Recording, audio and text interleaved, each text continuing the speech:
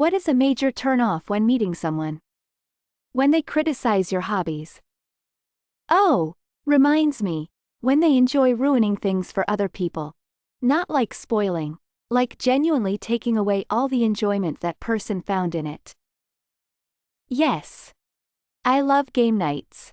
Chess, backgammon, various card games, and the occasional game that we make up that night. I've been with a guy who hates all games that aren't played on a gaming console, and co-op games aren't a thing he enjoys either. Bummer. I told a girl I was a hobbyist blacksmith knife maker and she laughed in my face. Even though she was hot, I knew that instant she is worthless to me. Edit. Thank you everyone for the kind words. Yeah, so what if I keep a butt hair collection in a scrapbook? Geez. When half the things they say are negative or talking badly about other people.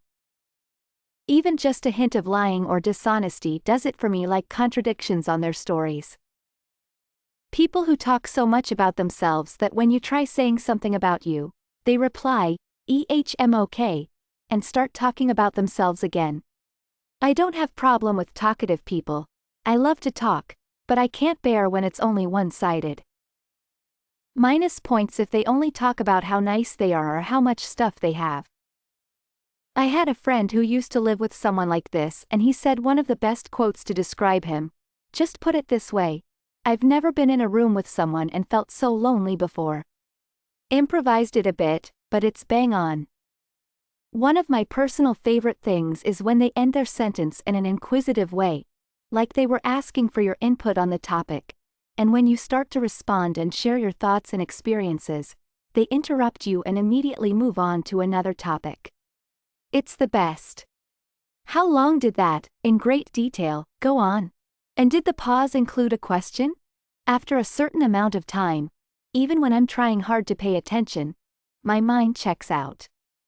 Some of us manifest our ADHD via talking a lot in great detail. Some of us manifest it by checking out when hearing that detail.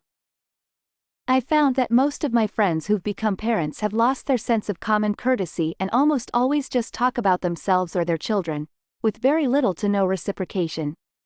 I'm not sure if this is a common thing, if I just have crappy friends, or both. Shrugs. This has happened to me as well, and I don't have the courage to call them out on it because I'm afraid they'll take it the wrong way or see me as an a-hole friend. But if my friend shows me another long as heck video of her toddler doing toddler things, I swear. You should just send them an even longer video of your cat anytime they do and nothing else, haha. When their first reaction is to comment on a specific part of your physical appearance like the size of your feet or something like that. IDK, I think someone saying you have beautiful eyes or a nice smile is innocent enough. Bad hygiene. 30 to 60 minutes late from the agreed meeting time. That's why I show up 61 minutes late. I won't wait that much. We have something called Quart d'heure académique. Past that 15-minute grace period, I'm gone.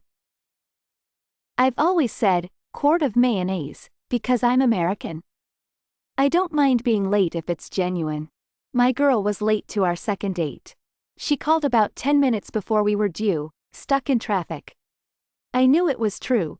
I saw the same jam on my phone before I left, so took a longer but quicker in comparison route.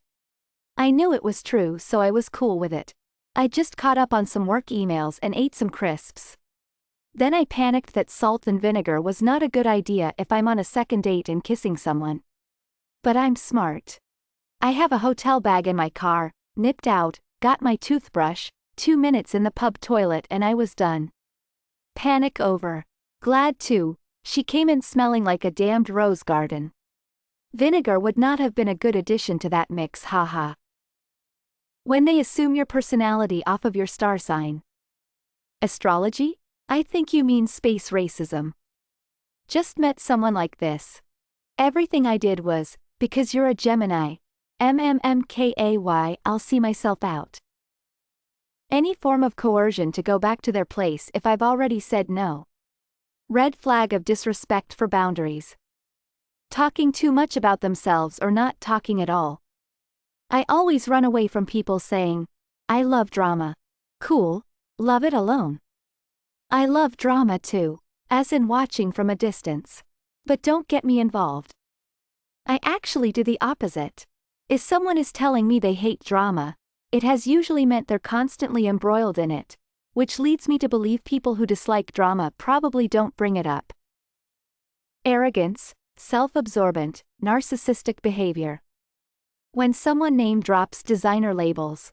Not my purse but my Gucci bag. Overfamiliarity. I met the father of one of my kids' friends, and he started by insulting the place where I come from, congratulating me for escaping it, and assuring me that signs I was from there had worn off.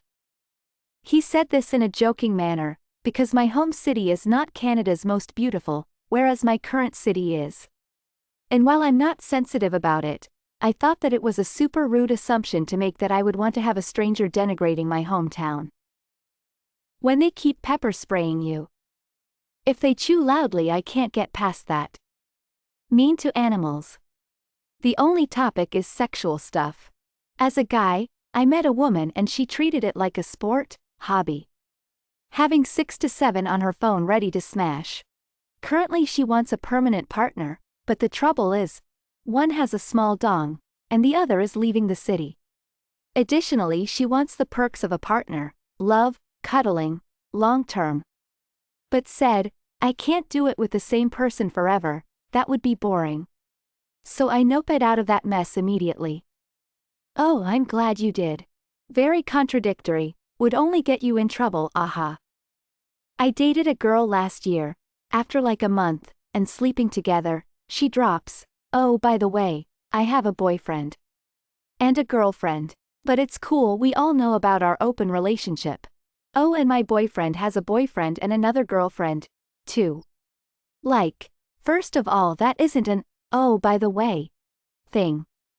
Second, what the heck? It's hard enough to find one person, how do they find multiples? And people who agree to this crap? If you feel like you don't want to be with the same person for the rest of your life, that's a pretty good indication that you should be single. Nothing inherently wrong with that conclusion, but it seems to me this lady wants it both ways, so unless she finds a like-minded partner, whoever she ends up with is in for a bumpy ride. Bragging. Seems like a lot of people try to impress you off the bat by subtly bragging. I hate it. Rude to anybody who wasn't rude first emo.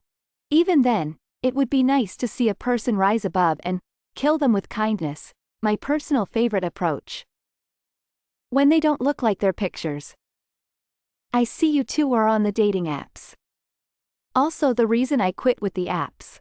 I got a lot of matches on Tinder, but I would say about 50% of my dates looked like their pictures.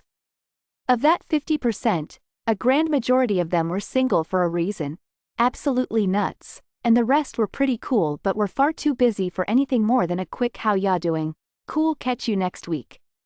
I would say in total I met maybe 40 women off Tinder. I would say maybe 2 in my opinion were people worth meeting. Swings and roundabouts. Still know one of them, she's good peeps. I was always told I looked uglier in my selfies, but I finally worked out it just as that people think a normal selfie of me is a photoshopped version of a less attractive me. I am not super attractive, but people are surprised I am not ugly because I post normal-ish selfies. I am not making a statement, I am bad at editing. When they proceed to insult something you enjoy without valid reason. I love anime, art, knowing random things and many more. I understand people won't enjoy what I like.